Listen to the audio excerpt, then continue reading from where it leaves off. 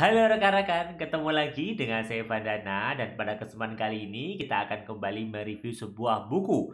Buku yang akan saya review kali ini berjudul Truth yang memang nanti akan mengajak kita untuk menjadi pembela kebenaran. Bercanda rekan-rekan ya. Buku ini meskipun judulnya Truth atau kebenaran bukan berarti ini akan mengajak kita menjadi pembela kebenaran. Karena buku ini sebenarnya nanti akan membantu kita untuk menemukan rasa utuh di dalam diri kita. Buku ini nanti akan mencoba untuk membantu kita menemukan hidup kita sehingga hidup kita lebih hidup. Wah, maksudnya apa nih? Apakah selama ini kita nggak hidup? Jangan-jangan kita mati? Nggak seperti itu rekan-rekan. Tapi buku ini nanti harapannya bisa membantu kita untuk menemukan makna lain dari kehidupan kita. Sehingga kita lebih mendapatkan insight yang lebih kaya tentang kehidupan kita. Sehingga hidup kita makin berkualitas tentunya. Dan untuk itu, nggak usah berlama-lama lagi, yuk kita mulai review buku kali ini. Bukunya ditulis oleh Sophie Navita yang merupakan seorang perempuan, ibu dari 2 anak, dan juga seorang plant-based food chef. Dan saat ini beliau juga merupakan praktisi kesehatan natural. Ia memang kalau misalkan rekan-rekan lihat gitu ya, atau pernah dengar namanya, memang sudah cukup terkenal di dunia pertelevisian di Indonesia karena memang beliau itu merupakan seorang presenter dan juga MC senior yang dulunya sering tampil di berbagai acara televisi yang ada di Indonesia. Tapi buku ini nanti nggak membahas banyak tentang perjalanan beliau meniti karir gitu, tapi lebih ke bagaimana beliau itu memahami makna kehidupan, memahami makna kesehariannya, dan itu yang dituangkan dan dibagikan melalui buku ini dengan harapan bisa membantu rekan-rekan semua untuk bisa hidup lebih happy dan juga lebih berkualitas. Buku ini memang secara umum nanti itu akan memang membahas tentang kehidupan sehari-hari. Di dalam menjalankan kehidupan sehari-hari gitu ya. Pernah nggak sih rekan-rekan itu merasakan kayaknya ada yang kurang, ada yang nggak pas, ada yang aneh dengan diri kita. Kita itu bisa menjalankan banyak aktivitas, kita bisa menjalankan banyak rutinitas, kita bisa melakukan banyak hal, tapi meskipun kita sudah melakukan banyak hal, kok kayaknya masih ada yang kurang ya. Nah, buku ini nanti akan mengajak kita untuk merenung sejenak. Kita merenungkan kembali diri kita dan juga merenungkan kembali apa makna kehidupan kita saat ini. Yang harapannya perlahan-lahan bisa membantu kita untuk menemukan rasa utuh di dalam diri kita sehari-hari. Secara umum buku ini nanti akan berisi banyak poin sebenarnya, tapi menurut saya ada 4 poin yang menarik yang saya bagikan di buku ini. Yang pertama, poin berjudul hidup sesuai musim. Yang kedua tentang selfie life. Yang ketiga tentang FOMO atau fear of missing out. Dan yang keempat ini menggunakan bahasa Jawa gitu ya. Nandur kebecikan, ngunduh kebecikan. Yang artinya adalah ketika kita menanam kebaikan ya kita akan menuai kebaikan juga. Di bagian pertama tentang hidup sesuai musim ini menarik gitu ya, karena nanti di awal cerita ini akan membahas pemikiran dari seorang Sophie Navita tentang hidup yang kayaknya lebih mudah kalau kita menjalaninya itu dengan dibagi beberapa musim. Jadi musim itu kan ada beberapa gitu ya. Nah, kalau hidup itu dianalogikan seperti musim. Loh, maksudnya gimana? Ya hidup itu ada stepnya, ada musimnya. Kalau lagi ada musim kemarau, ada musim hujan, dan musim-musim lainnya. Kalau Indonesia kan hanya musim kemarau, musim panas, dan musim hujan gitu ya. Nah, maksudnya apa sih? Ya, ketika kemudian kita menjalani kehidupan ya sama seperti kita menghadapi musim. Ya, kalau misalkan saat ini kita sedang menghadapi musim hujan, ya kita mempersiapkan diri kita dengan menggunakan pakaian untuk menghadapi musim hujan. Kalau sekarang sedang musim panas atau musim kemarau, ya kita mempersiapkan diri kita dengan pakaian dan perlengkapan untuk musim kemarau. Loh, hubungannya dengan kehidupan seperti apa gitu? Nah, ya sama seperti kehidupan, kadang kita itu berusaha untuk menyelesaikan semua masalah. Kadang kita berusaha untuk menjalankan semua masalah dalam kehidupan kita, berusaha agar semuanya selesai. Yang akhirnya membuat kita malah overwhelmed. Kenapa? Ya ada kalanya kita perlu satu persatu. Ketika musimnya lagi hujan ya kita siapkan perlengkapan untuk hujan, ya kita selesaikan dulu, lewati dulu, jalani dulu hari-harinya pada saat musim hujan ini. Jangan terburu-buru minta musim panas atau musim semi, yaitu belum waktunya. Kalau kita mikirin semuanya, tiba-tiba kita udah mikirin setahun nanti musim akan seperti apa, kita belum persiapan apa setahun ini, ya akhirnya kita akan pusing. Kenapa terlalu banyak yang kita pikirkan? Maka ya kita berpikir, kita bertindak sesuai dengan musimnya aja, biar kita nggak overwhelmed. Nah, menariknya adalah di bagian ini juga akan dibahas bahwa memang hidup itu selain dijalani dengan seperti ada musim-musimnya, hidup itu juga perlu dijalani seperti kita mengalami menu demi menu dalam sebuah meal course atau ketika kita mau makan gitu. Ketika kita mau makan di sebuah restoran kan ada 3 jenis hidangan lah minimal ya. Hidangan pembuka, hidangan inti, dan hidangan penutup. Hidup itu seperti itu kadang. Ya kita nikmati aja proses ketika hidangan pembuka. Kita nikmati aja proses ketika kita makan di hidangan inti. Ya kita nikmati prosesnya aja di hidangan penutup. Jangan kita serakah, kita pingin akhirnya semuanya langsung. Kita ngerasa hidangan pembuka kan dikit, saya mau kemudian tambah. Akhirnya apa? Ya akhirnya kita tambah, kita kenyang, padahal hidangan intinya belum kita makan. Tapi kita sudah terlanjur kenyang. Artinya apa? Kita menempatkan gak sesuai dengan porsinya. Maka jalankan sesuatu itu sesuai dengan porsinya aja, nggak usah terlalu ngoyo, tapi lewati ketika memang sekarang sedang waktunya hidangan pembuka, ya nikmati aja hidangan pembukanya dan jangan berlebihan.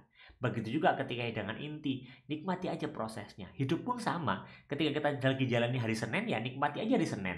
Ada masalah kayak ada apa, nikmati hari Senin. Jangan berandai-andai, ya saya maunya nantilah hari Selasa segera berlalu atau hari Selasa segera datang. Ya nggak seperti itu, akhirnya membuat kita itu berusaha untuk kabur dari hari Senin. Padahal hadapi aja prosesnya dan nikmati prosesnya sama seperti kita menikmati hidangan di sebuah makanan.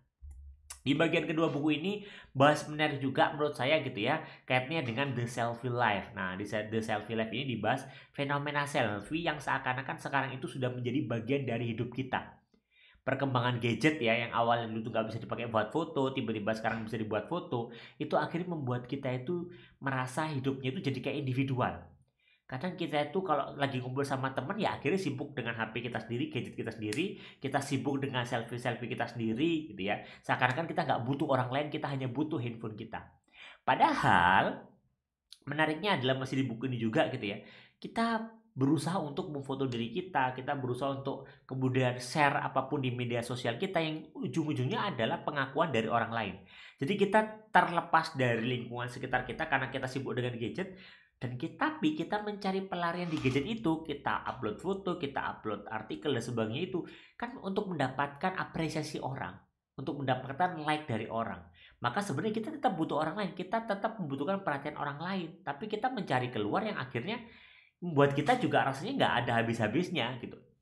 Kita malah jadinya kayak tergantung ke dunia media sosial ini.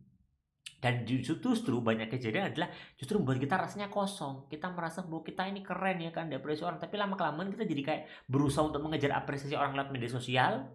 Kita melupakan yang dunia nyata kita. Dan kemudian kita merasa kosong. Nah, masih di buku itu juga dibahas kenapa sih kita merasa kosong gitu. Ya kadang karena kita itu lupa, kita terlalu membanggakan diri kita lupa siapa pencipta kita. Padahal ketika kita selfie, yang kemudian awalnya kita berpikir, "Oh, ini aku keren banget, aku cantik banget ya, aku ganteng banget," gitu. Kita lupa bahwa ketika kita selfie, kita melihat diri kita, ya kita juga melihat siapa pencipta kita. Maka ketika kita memuji diri kita, ya kita berarti harus memuji lebih banyak lagi buat pencipta kita. Wah, luar biasa. Tuhan yang telah menciptakan saya sebaik ini, seganteng ini, sesehat ini gitu ya. Nah itu yang akhirnya membuat diri kita nggak kosong. Kenapa? Karena kita terus mengapresiasi pencipta kita. Tapi kalau kita cuma mengejar diri kita sendiri, ya lama-kelamaan kita akan stres, kita akan tertekan, dan kita akhirnya menghadapi masalah penyakit hati lainnya. Kenapa? Ya kan diri kita kosong. Maka jangan sampai kita lupa pada siapa pencipta kita. Di bagian ketiga, membahas juga fenomena fear of missing out atau FOMO. Nah, di bagian ini itu membahas fenomena yang mungkin ini juga familiar banget dan bahkan teman-teman mungkin seperti itu gitu ya. Fenomena khawatir ketinggalan zaman. Ketinggalan zaman yang seperti apa sih? Ketinggalan apa ini? Ya ketinggalan pergaulan, ketinggalan info, ketinggalan zaman, ketinggalan tren dan lainnya. Nah, tanpa kita sadari gitu ya, paling gampang contohnya adalah ketika dulu misalkan kita bangun tidur, mungkin zaman dulu ketika belum ada HP, kita bangun tidur, kita olahraga, kita senam, kita beribadah, baru kita beraktivitas. Tapi sekarang orang bangun tidur yang dicari adalah, iya benar sekali, yang dicari adalah gadgetnya dulu. Jadi akhirnya kita takut ketinggalan informasi, jadi kita berusaha untuk bangun tidur buka gadget kita scroll-scroll sampai akhirnya kita kalau nggak ada handphone itu rasanya aneh, rasanya ada yang kosong dalam diri kita. Yaitu kita merasa insecure atau FOMO tadi itu. Loh terus kalau gitu solusinya gimana biar kita nggak ketergantungan terhadap gadget sehingga kita nggak dikit-dikit khawatir, dikit-dikit berusaha untuk membuka handphone kita gitu ya dimanapun kita berada. Nah kalau di buku ini dibahas bahwa pentingnya kita JOMO yaitu joy of missing out atau ya kita bahagia menikmati proses kita nggak tahu apapun di sekitar kita. Jadi kita benar-benar fokus melakukan sesuatu yang kita sukai tanpa terpengaruh, tanpa terpublikasi, tanpa kita berusaha untuk dilihat orang lain. Karena ya bisa jadi itu yang membuat kita rilis stres kita, itu yang membuat akhirnya kita menikmati hidup kita. Maka ada kalanya kita nggak perlu melakukan sesuatu untuk diposting, kita nggak perlu melakukan sesuatu agar kita dilihat orang, tapi lakukan sesuatu aja karena kamu suka. Karena bisa jadi di situ kita akan menemukan kenikmatan yang sebenarnya di dalam hidup kita. Dan di bagian keempat, ini menggunakan analogi bahasa Jawa, yaitu nandur kebajikan, ngunduh kebajikan. Siapa yang menanam kebaikan, maka dia yang akan menuai kebaikan. Di sini dibahas tentang pentingnya kita menanam kebaikan sekecil apapun dalam kehidupan kita. Biar apa? Ya biar hidup kita makin hidup. Karena kalau kita menanam kebaikan, ya bisa jadi itu yang membuat hidup kita akhirnya lebih nikmat, lebih enjoy, dan lainnya. Analoginya sama seperti kita menanam sebuah biji mangga. Kan nggak mungkin kalau kita nanam biji mangga yang keluar tiba-tiba apel. Pasti mangga, bukan sama. Kalau kita menanam kebaikan, kita akan menerima kebaikan. Dan berarti kalau kita ingin kita mendapatkan kebaikan yang banyak, ya kita tanam kebaikan sebanyak-banyaknya. Tapi gimana kalau saya tuh nggak punya waktu untuk buat kebaikan? Saya sehari kerja. Ya gimana saya bisa bermanfaat buat orang dan sebagainya? Jangan lupa rekan-rekan, di luar sana banyak juga rekan-rekan kita yang mungkin sibuk dengan rutinitas kesehariannya, rutinitas waktunya, kesibukannya, tapi dia masih menyempatkan untuk berbagi kebaikan kepada sekitarnya. Dia masih memiliki kesempatan untuk menanam kebaikan bagi sekitarnya. Maka kalau orang lain ada yang bisa, kenapa kita tidak? Maka yuk kita mulai menanam kebaikan, kita berikan kebaikan kepada orang-orang di sekitar kita. Kita berikan support atau bantuan dibutuhkan sehingga akhirnya kita juga akan mendapatkan hal yang positif. Kesimpulannya adalah kalau rekan-rekan saat ini sebagai pembaca masih sering merasa galau, risau, khawatir atas kehidupan, maka bisa jadi buku ini itu akan coba menjawabnya dengan pembahasan yang ringan, pembahasan yang mudah dicerna, menggunakan analogi-analogi. Buku ini akan bisa tepat untuk membantu kita untuk merenungkan kehidupan kita dan juga membantu kita untuk melihat sisi lain kehidupan kita sehingga kita itu hidup kita rasanya lebih utuh dan kita makin hidup. Kenapa? Karena kita bersyukur atas apapun yang terjadi di dalam diri kita. Jadi bagi rekan-rekan yang ingin dapat insight tentang gimana caranya kita bisa membangun kehidupan yang berkualitas, apa aja yang perlu kita lakukan biar hidup kita berkualitas, maka bisa jadi buku Truth ini menjadi salah satu jawabannya. Silahkan dicari di toko-toko buku terdekat. Mungkin itu untuk review buku kali ini, moga-moga bermanfaat dan sampai ketemu di review buku selanjutnya.